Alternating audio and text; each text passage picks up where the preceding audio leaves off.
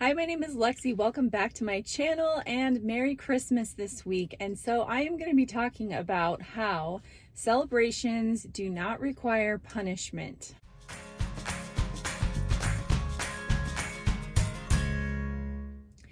So I know that lately, my videos have kind of followed the same sort of theme about sustainability and flexibility and all of that.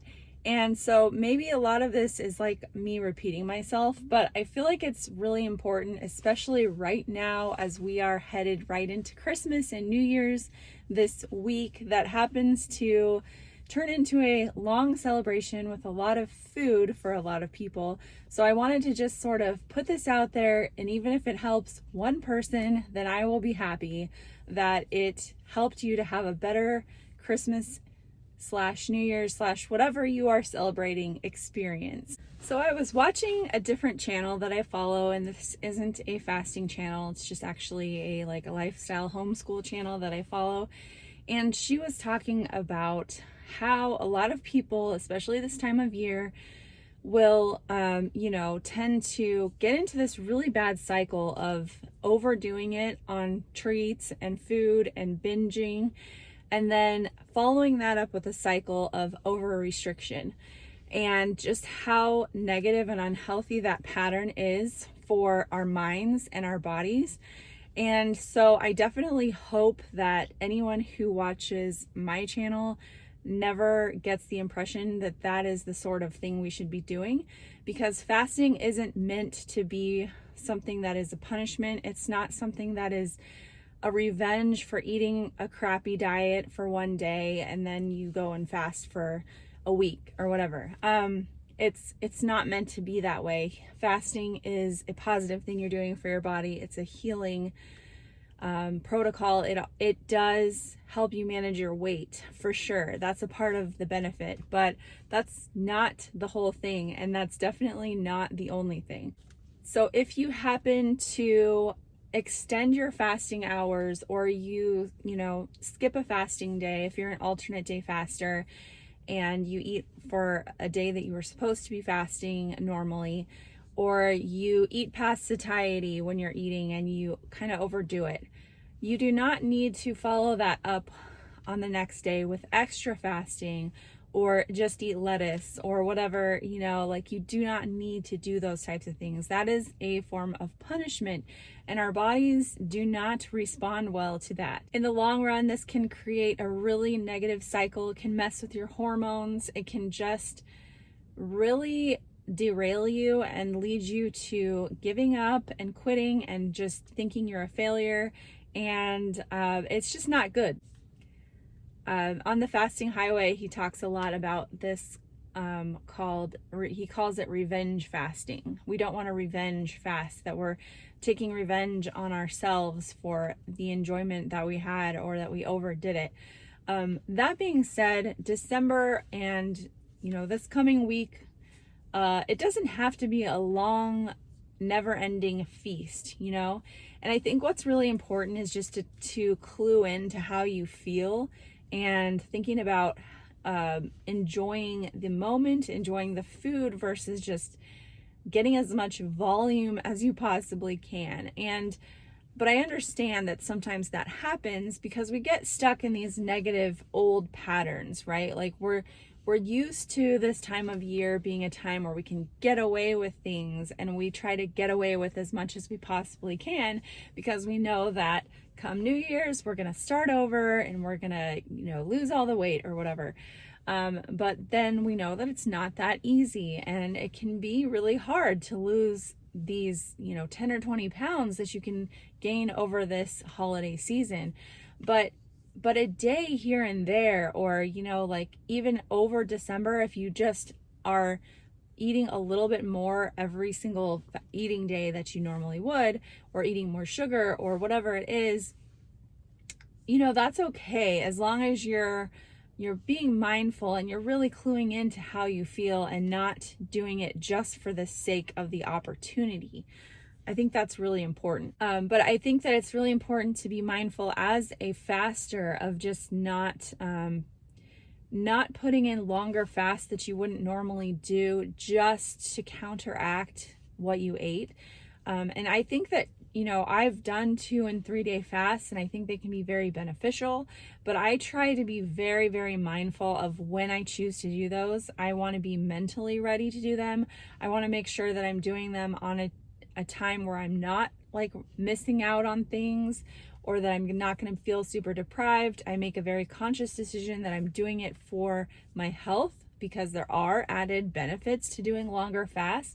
And so, and I will also make sure that I follow up those fasts with at least as many days of eating. So if I do a 2-day fast, I want to follow that up with 2 days of eating. If I do a 3-day fast, I want to follow that up with 3 days of eating. That's just personally how I've found that it works better for me mentally, and I feel like physically too. It reassures my body that after this long period of deprivation, that I'm giving myself that refeeding time to reassure my body that food is coming in. And I think that's really important. As far as whether that's scientifically proven, I do think there is science to back that up, but I don't know that it's has to be exactly that way. I just feel like for me that's what works. And personally, this month I will not be doing any longer fast. I am going to be doing a 48-hour fast the week of New Year's, just because of the way my schedule worked. And I thought about it and I was like, you know what, I could do that. It won't be that big of a deal. I don't tend to like to do 48-hour fasts because I like to break my fast earlier in the day, especially with a longer fast. But the way I'm going to be doing this one is I'm going to be going from lunch one day to lunch on New Year's Eve. And so that way I will still have a longer time to eat that day, to refeed. So that's just kind of how that's how I look at it. If I do choose to do a longer fast, which I'm not doing a lot of those lately. So that's how I do it. But also, I just wanted to share an experience about basically overindulgence followed by just getting back to normal. I recently returned from a trip to Disney World with my family. We went to Florida. We live in Idaho, so we flew to Florida. And we went to Disney World for 3.5 days. And Disney, for me, I am a Disney parks lover. I know not everyone is, but I would say that Disney in the past has been like my diet kryptonite, because there's so much food that I really love at Disney parks, and especially Disney World. There's like all these restaurants that I love to go to and little snacks that I love to eat.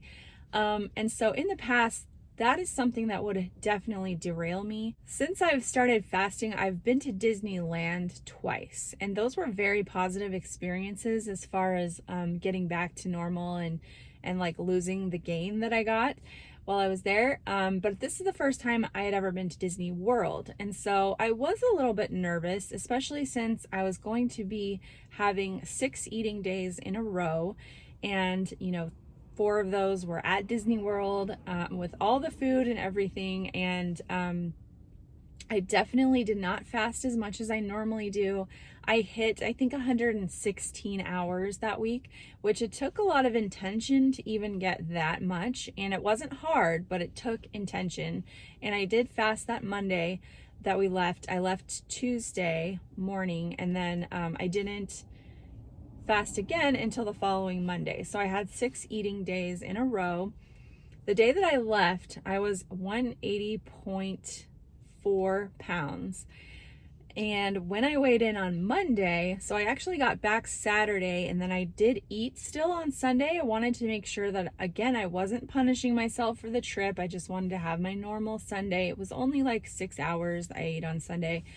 But when I weighed in on Monday, I was at 189.8. So that was a 9.4 pound gain in those 6 days. And a lot of people would see that and they would totally freak out and think, oh my gosh, I have just lost months and months of progress and I'm a failure and I'm just going to eat my feelings and forget about all this. Well, I know that's not true, because I've had enough experiences in the past to know that, if you just get back on track, it'll all be okay.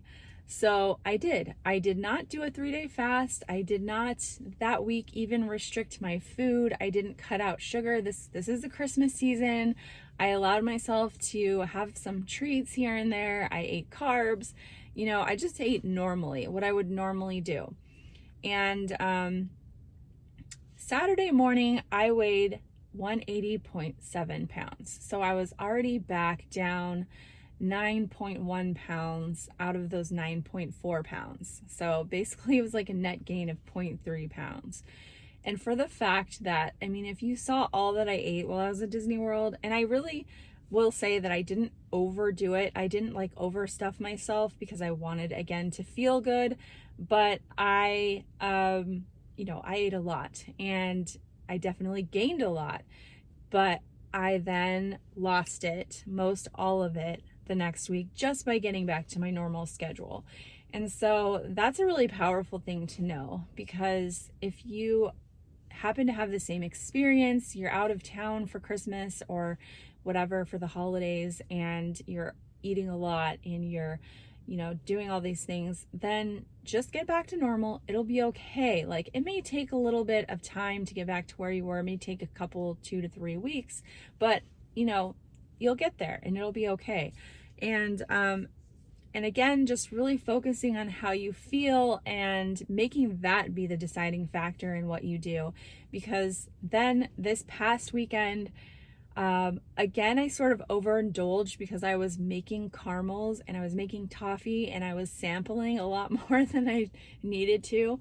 And I just did not feel good after the end of this day. Like, I ate so much sugar, and yeah, my weight was up a little bit, but the most important thing was I was like, in evaluating the day, I was like, you know what?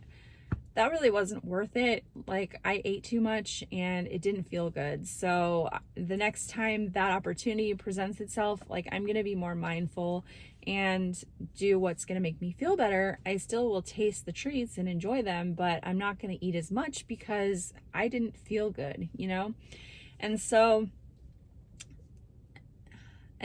getting to a point where you love yourself enough to give your body what it needs to feel the best is really the point, and that's where you want to get to. And so those are the two things I wanted to bring up, is just to, even throughout this time that you are maybe overindulging or having more of the things that you normally don't, make sure that you're giving yourself the things that make you feel good. And that's something I've been trying to do, is just, I still eat the foods that I know do work well for me, even though I am incorporating some of those other things that don't make me feel my absolute best. Having that baseline of just the good stuff in there, it helps to offset some of the not so great stuff. And I just want to encourage you guys. I want to make sure that you're enjoying your holidays, and Merry Christmas and Happy New Year. And I will see you next week. Thanks for watching. Bye-bye.